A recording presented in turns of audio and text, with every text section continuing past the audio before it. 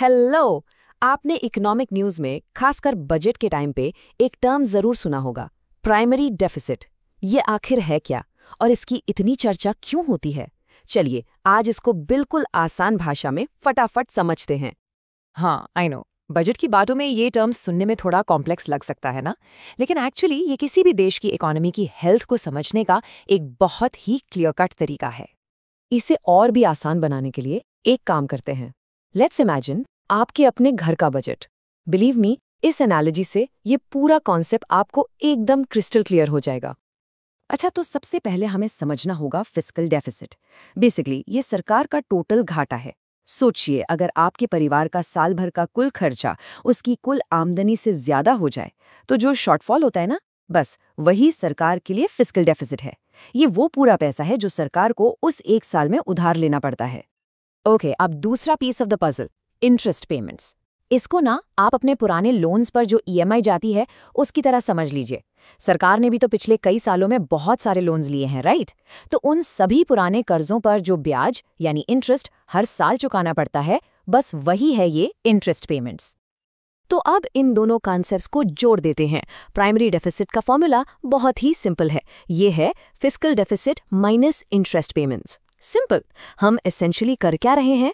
हम सरकार के टोटल घाटे में से पिछले सालों के कर्जों पर जो ब्याज का बोझ है उसे हटा रहे हैं। और इसके पीछे का लॉजिक बहुत पावरफुल है। देखिए, जब आप टोटल घाटे में से पिछले कर्जों का बोझ यानी इंटरेस्ट हटा देते हैं, तो आपको क्या मिलता है? आपको मिलती है सिर्फ और सिर्फ इस साल की फाइनेंशियल परफॉर्मेंस की एकदम साफ तस्वीर।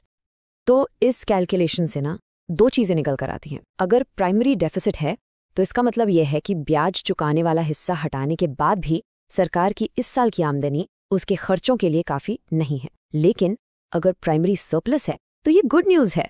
इसका मतलब है कि सरकार अपने करंट खर्चों को अपनी करंट आमदनी से ही कवर कर पा रही है। और ये जो प्राइमरी सरप्लस है ना, ये एक बहुत ही पॉजिटिव सिग्नल माना जाता है। ये a sign of fiscal health for the current period है। इसका सीधा सा मतलब ये हुआ कि अगर हम पिछले कर्जों को एक मिनट के लिए साइड में रखें, तो सरकार आज फाइनेंशियली डिसिप्लिन्ड है। आज की कमाई आज के खर्चों से ज्यादा है और ये एक मजबूत इकोनॉमी की निशानी है। तो आखिर ये नंबर इतना इंपॉर्टेंट क्यों है? क्योंकि ये हमें तीन चीजें बिल्कुल साफ बता देता है। नंबर 1, सरकार का करंट फाइनेंशियल डिसिप्लिन कैसा है। नंबर 2, ये इस साल की परफॉर्मेंस को पिछले सालों के बोझ से अलग कर देता है।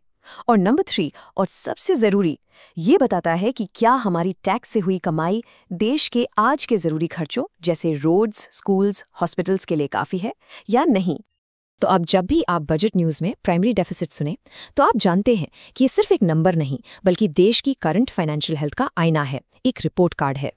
तो जाते जाते एक सवाल आपके लिए, अगर किसी देश का प्राइमरी डेफिसिट साल दर साल बढ़ता ही जाए, तो ये उसके आर्थिक भविष्य, उसके इकोनॉमिक फ्यूचर के बारे में क्या संकेत देता है? सोचिएगा जरूर।